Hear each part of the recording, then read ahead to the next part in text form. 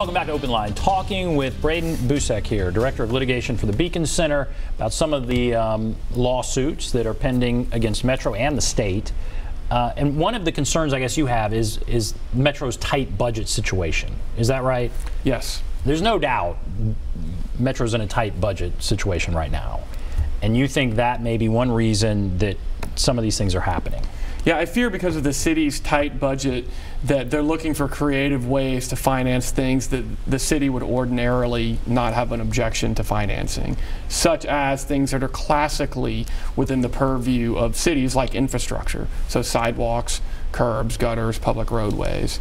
But the city's fiscal picture is pretty bad, and that's why I think that they're straining so hard to get other people to pay for their things. What is the cost? We've been talking about the sidewalk thing. What are we talking about as far as the cost? Yeah, so just to put it in perspective, you can either build the sidewalk or pay the in lieu fee. And in some areas, for instance, if you're doing drainage, the cost of building that sidewalk and including the engineering of diverting the water flow is astronomical. And your neighbors don't want you messing with the drainage anyway. So your only option is to pay the in lieu fee. The in lieu fee is calculated based on the average cost of Metro Public Works per linear foot to construct a sidewalk, roughly $150 a linear foot. Well, if you're talking about someone on a corner lot, that could be 500 linear feet, and then just do the math on that, you're talking about $80,000. And you just think about, as a regular homeowner, adding $80,000 to the cost of a home is not insubstantial. I mean, that is a completely different home price, $80,000. So, for the city to foist that upon individuals is not only a representation of where the city's finances stand, but the other thing is it contributes directly to the crisis in affordable housing that we keep hearing so much about. So I'm at a loss as to why the city thinks that this is a good policy proposal on top of everything else. Again, I could say that I think the thought is that they want to build X number of sidewalks. Sure. They've made a promise that we want to become a more walkable city, which is certainly a good goal.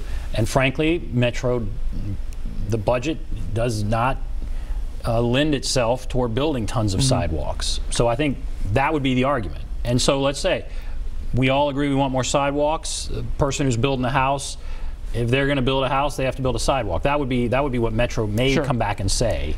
And you would say what? Well, I mean, the city may want or even need new sidewalks. The city may want or need new roads. The city may want or need new traffic lights, new schools, whatever it is. The city can either build them and finance it through the regular public financing process, or if the city is going to require somebody else to do it and take their private property, they have to compensate them.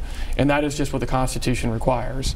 But the one thing it can't do is condition a discretionary benefit, like a building permit, on you relinquishing your right to receive just compensation. Those are the sorts of things that when they've come up before the Supreme Court, it has been characterized as gimmickry and out-and-out extortion. Are you aware of other cities that have tried to do something like this? Not specifically with respect to sidewalks, but the whole idea of trying to get somebody to surrender their right to just compensation in exchange for a building permit is nothing new. Sadly, it seems to be a bad idea from the West Coast that Nashville has decided is a good idea. But typically it has come up in the Supreme Court in the context of, we will let you have this building permit if you give the public beachfront access to your property, or we will give you this building permit if you will do wetlands mitigation, these sorts of things. And when those things are unrelated to what it is you're authorizing that person to do with the building permit, the Supreme Court has not hesitated to declare those things unconstitutional. And so you've sent a letter to the mayor. This was September of 2018, so not that long ago, saying you have some concerns about this. You're not suing. There's not a lawsuit yet, but you're saying we have some concerns about this. Where do you go after this letter? Well, ideally, I would like the city to just stop doing it. Repeal their law, revoke their law, give people compensation, do whatever it is within the parameters of the Constitution. If they don't do it, then yes, we will review our options with respect to litigation. And it is not hard to find people who have been aggrieved by this process. We had a caller here, who I wasn't aware of, tell us about an incident that was new to me. And this was September 10th. Have you heard back Has the mayor responded or the city responded? We have gotten no response. Okay. Well, it was very interesting. It's an interesting discussion. All right, we'll take a break. We'll come back, wrap everything up, take a break, be back right after this.